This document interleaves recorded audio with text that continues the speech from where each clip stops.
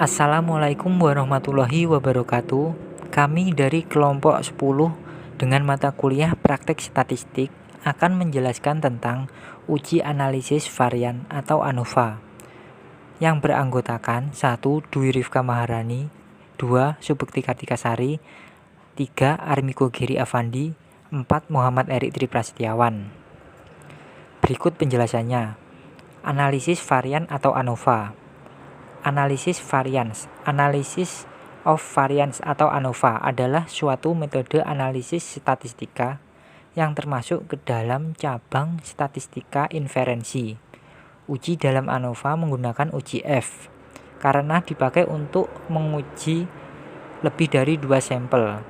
Dalam praktek, analisis varians merupakan uji hipotesis maupun pendugaan, khususnya di bidang genetika terapan.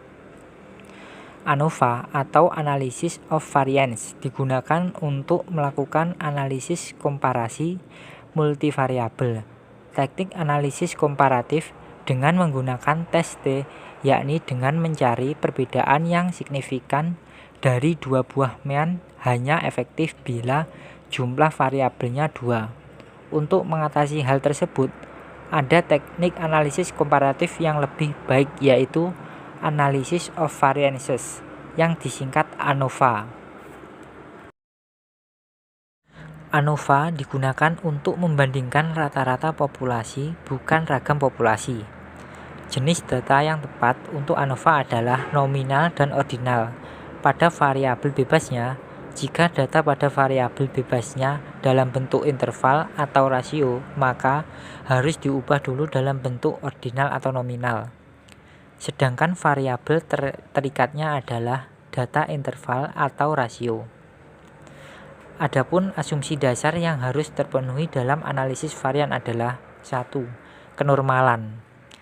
Distribusi data harus normal agar data berdistribusi normal dapat ditempuh dengan cara memperbanyak jumlah sampel dalam kelompok. 2. Kesamaan variansi. Setiap kelompok hendaknya berasal dari populasi yang sama, dengan variansi yang sama pula. Bila banyaknya sampel sama pada setiap kelompok, maka kesamaan variansinya dapat diabaikan. Tapi bila banyak sampel pada masing-masing kelompok tidak sama, maka kesamaan variansi populasi sangat diperlukan. 3. Pengamatan bebas. Sampel hendaknya diambil secara acak atau random, sehingga setiap pengamatan merupakan informasi yang bebas. Selanjutnya, ANOVA lebih akurat digunakan untuk sejumlah sampel yang sama pada setiap kelompoknya. Misalnya, masing-masing variabel setiap kelompok jumlah sampel atau respondennya sama-sama 250 orang. ANOVA dapat digolongkan ke dalam beberapa kriteria, yaitu 1. Klasifikasi satu arah atau One Way ANOVA. ANOVA klasifikasi satu arah merupakan ANOVA yang didasarkan pada pengamatan satu kriteria atau satu faktor yang menimbulkan variasi. 2. Klasifikasi dua arah atau Two Way ANOVA. ANOVA klasifikasi dua arah merupakan ANOVA yang didasarkan pada pengamatan dua kriteria atau dua faktor yang menimbulkan variasi. Yang ketiga, klasifikasi banyak arah atau MANOVA. ANOVA banyak arah merupakan ANOVA yang didasarkan pada pengamatan banyak kriteria. Dan berikut ini penjelasan ANOVA satu arah atau One Way ANOVA. ANOVA satu arah atau One Way ANOVA digunakan apabila yang akan dianalisis terdiri dari satu variabel terkait dan satu variabel bebas. Interaksi suatu kebersamaan antar faktor dalam mempengaruhi variabel bebas. Dengan sendirinya, pengaruh faktor-faktor secara mandiri telah dihilangkan. Jika terdapat interaksi, berarti efek faktor suatu terhadap variabel terikatkan mempunyai garis yang tidak sejajar dengan efek faktor lain terhadap variabel terikat sejajar atau saling berpotongan, maka antara faktor tidak mempunyai interaksi. Baik, untuk contohnya langsung saja kita buka aplikasi SPSS. Kemudian Klik di variabel view. Untuk kolom nama baris pertama kita isikan dengan X, type-nya numerik, width-nya 8, desimalnya kita buat 0.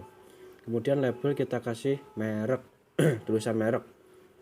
Untuk measure-nya kita ganti menggunakan nominal. Untuk baris kedua kita kasih namanya Y, tipenya numerik, width-nya 8, desimalnya kita ubah menjadi 0. Kemudian labelnya kita kasih penjualan.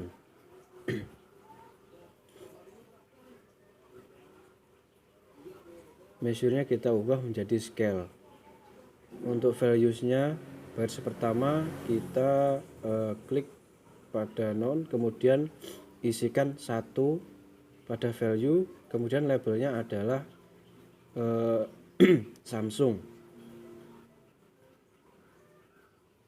Klik add, kemudian tulis lagi pada value 2, labelnya adalah Oppo. Demikian seterusnya hingga keempat merek HP tersebut sudah tertulis semua.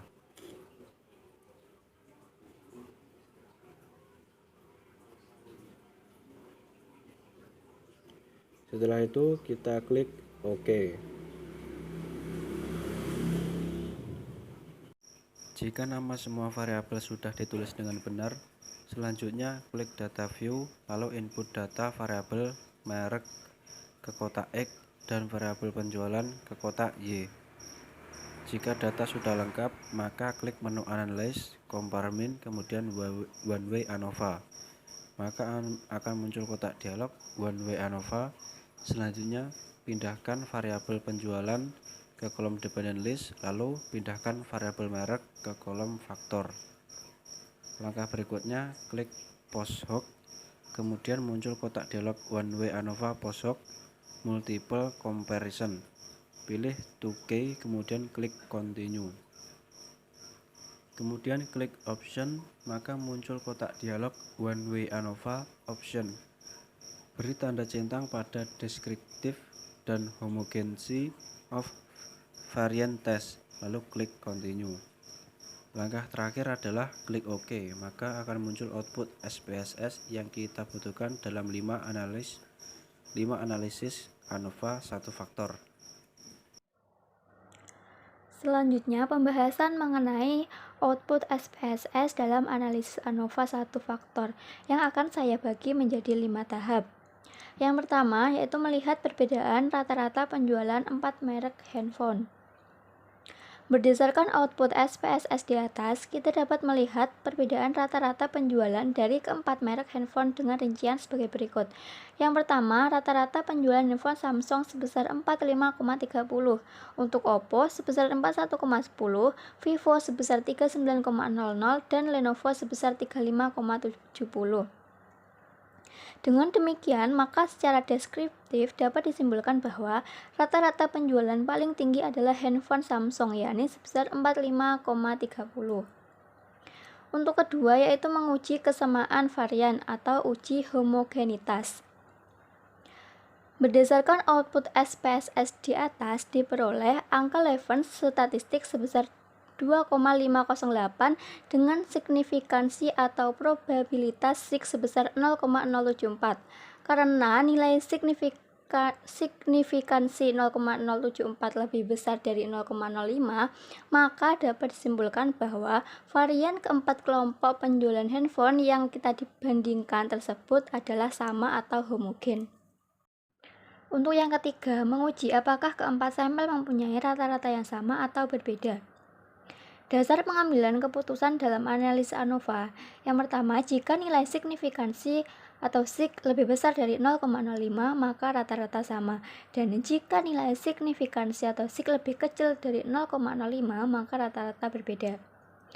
Berdasarkan output ANOVA di atas, diketahui nilai sig sebesar 0,005 lebih kecil dari 0,05, sehingga dapat disimpulkan bahwa rata-rata keempat penjualan merek handphone tersebut berbeda secara signifikan.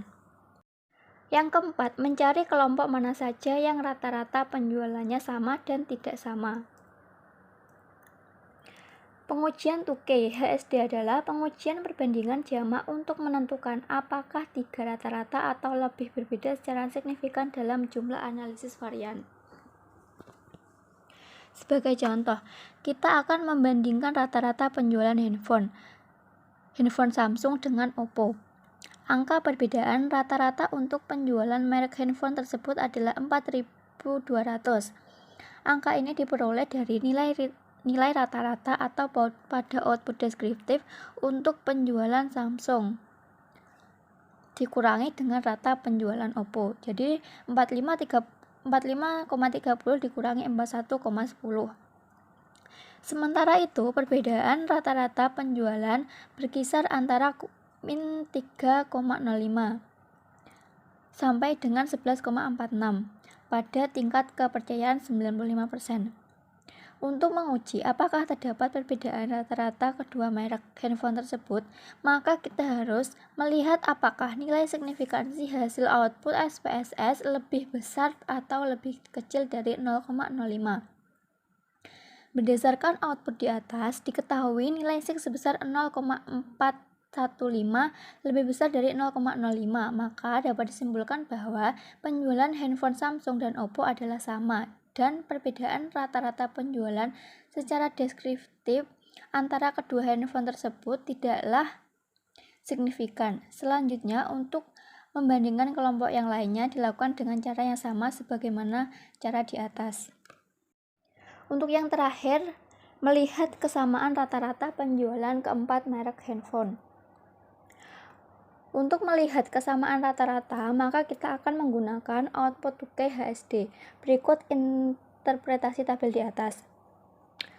Pada subset 1 terdapat data penjualan Lenovo, Vivo, dan Oppo. Artinya, rata-rata penjualan ketiga merek handphone tersebut tidak mempunyai perbedaan yang signifikan. Dengan kata lain, rata-rata penjualan Lenovo, Vivo, dan Oppo adalah sama. Pada subset kedua, terdapat data penjualan Vivo, Oppo, dan Samsung. Artinya, rata-rata penjualan ketiga merek handphone tidak mempunyai perbedaan yang signifikan. Dengan kata lain, rata-rata penjualan Vivo, Oppo, dan Samsung adalah sama. Kesimpulan dalam analisis ANOVA satu faktor dengan kasus di atas adalah, dalam riset eksperimen ini hanya rata-rata penjualan Samsung dengan Lenovo saja yang berbeda, sedangkan rata-rata penjualan handphone merek lainnya adalah sama. Dengan demikian, variabel merek hanya berpengaruh secara signifikan terhadap perbedaan rata-rata penjualan handphone merek Samsung dan Lenovo. Berikut ini untuk penjelasan analisis dua arah atau two-way ANOVA. ANOVA dua arah ini digunakan bila sumber keragaman yang terjadi tidak hanya karena satu faktor. Faktor lain yang mungkin menjadi sumber keragaman respon juga harus diperhatikan. Faktor lain ini bisa perlakuan lain atau faktor yang sudah terkondisi. Pertimbangan memasukkan faktor kedua sebagai sumber keragaman ini perlu bila faktor itu dikelompokkan, sehingga keragaman antar kelompok sangat besar, tetapi kecil dalam kelompok sendiri. Tujuan dan pengujian ANOVA dua arah ini adalah untuk mengetahui apakah ada pengaruh dari berbagai kriteria yang diuji terhadap hasil yang diinginkan. Misal, seseorang manajer teknik menguji apakah ada pengaruh antara jenis pelumas yang dipergunakan pada roda pendorongan dengan kecepatan roda pendorong terhadap hasil penganyaman sebuah karung plastik pada mesin sirkular. Untuk contoh soal yang kedua, langsung saja kita pergi ke variable view. Kemudian di kolom nama, baris pertama kita isi dengan nilai, baris kedua kita isi dengan sekolah, yang ketiga adalah gender. Untuk tipenya kita numerik semua, widthnya 8, desimalnya dibuat 0 semua. Kemudian untuk measure pada baris pertama kita ubah menjadi scale.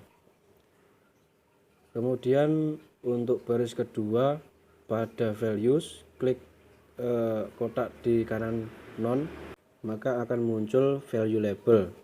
Di sini kita ketikkan 1 pada value, kemudian model A pada label, kemudian klik add. Masukkan lagi ke value 2, kemudian labelnya model B.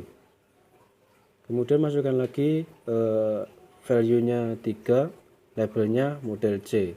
Klik add, kemudian klik OK. Untuk measure pada baris kedua kita ubah menjadi nominal.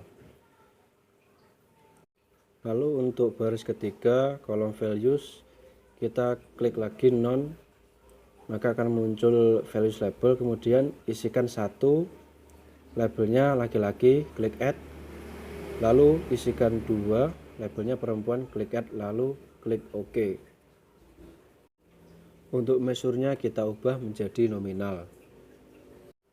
Selanjutnya kita klik data view yang ada di sebelah kiri variabel view di bawah. Kemudian kita masukkan data yang telah kita miliki. Langkah selanjutnya adalah kita pergi ke menu Analyze, General Linear Model, Univariate. Kemudian masukkan nilai ke dalam kotak Dependent Variable, sedangkan sekolah dan gender masukkan ke dalam kotak Fixed Factor atau S. Kemudian klik Plots, maka muncul kotak Unvariate, Profile Plots seperti gambar di bawah. Lalu masukkan variabel gender ke dalam kotak Horizontal Axis. Sedangkan variabel sekolah masukkan ke dalam spiral line. Selanjutnya klik add, maka akan muncul di dalam kotak plots gender sekolah. Selanjutnya klik continue. Kemudian klik option, maka muncul kotak unvariate option seperti gambar ini. Pada kotak display centang descriptive statistik dan homogeneity test. Lalu perhatikan kotak significance level. Di sini saya menggunakan taraf alpha 0,05. Nilai alpha ini diisi sesuai dengan nilai kepercayaan dari peneliti masing-masing tergantung dari jenis penelitiannya. Jika sudah diisi maka terlihat seperti gambar berikut. Selanjutnya klik continue lalu klik OK. Maka kita sudah mendapatkan hasilnya untuk kita analisis apakah perlu uji lanjut atau tidak. Selanjutnya saya akan menjelaskan hasil dari analisis ANOVA 2 arah pada kasus tersebut. Yang pertama, dari gambar Between Subject Factor kita dapat mengetahui jumlah sekolah ada 3 dan ketiga sekolah menggunakan model yang berbeda, yaitu sekolah 1 menggunakan model A yang ada dalam kolom value label, begitu juga untuk sekolah 2 dan 3. Sedangkan banyak siswa setiap sekolah sama, yaitu 16 siswa yang terdiri dari laki-laki dan perempuan. Jadi jumlah keseluruhan ada 48 siswa. Selanjutnya dari gambar deskriptif statistik di atas, kita dapat mengetahui deskripsi hasil dari nilai prestasi belajar siswa dari setiap sekolah berdasarkan gender. Misalnya, sekolah 1 menerapkan model A, diperoleh nilai rata-rata untuk siswa laki-laki sebesar 39,71, standar deviasi 5,251, dan jumlah siswa laki-laki ada 7. Sedangkan siswa perempuan diperoleh nilai rata-rata 36,67, standar deviasi 4,690, dan jumlah siswa perempuan 9. Begitu juga untuk sekolah 2 dan 3. Dari sini kita belum bisa mengambil kesimpulan prestasi belajar dari setiap sekolah karena hanya deskripsi data saja. Dari gambar Leuven Test of Equality of Error Variance diperoleh nilai sig 0,270 atau nilai sig ini lebih besar dari 0,05. Artinya, ketiga sampel mempunyai varian yang sama. Selanjutnya dari gambar Test of Between Subject Effect di atas merupakan hasil akhir dari uji two-way ANOVA yang kita butuhkan. Penjelasannya, yang pertama, corrected model. Dari koreksi ini, kita dapat mengetahui seberapa besar pengaruh variabel independen terhadap variabel dependen. Dalam hal ini, variabel independen yaitu faktor-faktor yang akan diukur oleh peneliti untuk menentukan hubungan antara variabel dependen atau nilai yang akan diamati. Dari tabel di atas, bisa kita lihat berdasarkan sig bahwa nilai sig lebih kecil dari 0,05. Yang berarti model yang diperoleh adalah valid. Yang kedua, intercept. Nilai intercept dalam hal ini merupakan nilai siswa pada variabel nilai yang berkontribusi pada nilai itu sendiri tanpa dipengaruhi oleh variabel independen. Artinya, berubah nilai pada variabel dependen tidak ada pengaruh sedikit pun oleh variabel independen. Dari tabel di atas, bisa kita lihat berdasarkan nilai sig. Bila nilai sig lebih kecil dari 0,05 yaitu 0,000 lebih kecil dari 0,05 berarti intercept ini berkontribusi secara signifikan. Selanjutnya sekolah. Berpengaruh atau tidaknya sekolah terhadap hasil belajar siswa ditandai dari nilai signifikan dari tabel di atas. Nilai sig 0,057 atau nilai tersebut 0,57 lebih besar dari 0,05. Dalam kasus ini, berarti sekolah tidak terlalu berpengaruh signifikan terhadap hasil belajar siswa.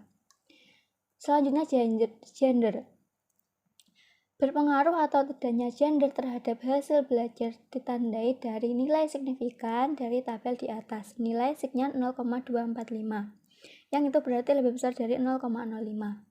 Dalam kasus ini berarti gender tidak terlalu berpengaruh signifikan terhadap hasil belajarnya. Selanjutnya sekolah terhadap gender. Untuk ini bertujuan untuk mengetahui apakah ada hubungan yang signifikan antara dua faktor. Dalam kasus ini kita akan menguji ada atau tidaknya interaksi antara model pembelajaran dengan kelompok gender. Hipotesis H0 sama dengan tidak ada interaksi antara model pembelajaran terhadap kelompok gender. Untuk H1, ada interaksi antara model pembelajaran terhadap kelompok gender. Pengambilan keputusan. Jika F hitung lebih kecil dari F tabel atau nilai sig lebih besar dari 0,05, maka HO diterima. Jika F hitung lebih besar dari F tabel atau nilai sig lebih kecil dari 0,05, maka H0 ditolak. Jadi, terimalah H1. Keputusannya, dari tabel di atas terlihat bahwa nilai F hitung 3,495 dan F tabel 3,19 atau nilai signifikan yang diperoleh dari tabel di atas sebesar 0,039. Jadi, dapat disimpulkan ada interaksi antara model pembelajaran terhadap kelompok gender karena ada interaksi antara model pembelajaran terhadap kelompok gender dari setiap sekolah. Maka di situ kita perlu uji lanjut post-hoc. Untuk analisis hasil uji lanjut post-hoc 2K dari tabel multiply compares, coba perhatikan dalam kolom mean difference itu ada berbintang dan ada yang tidak berbintang, di mana pertanda berbintang itu artinya model tersebut berbeda secara signifikan dibandingkan dengan model-model yang lain. Kesimpulannya bahwa perbedaan secara signifikan yaitu pada sekolah 1 model A dan sekolah 2 model B.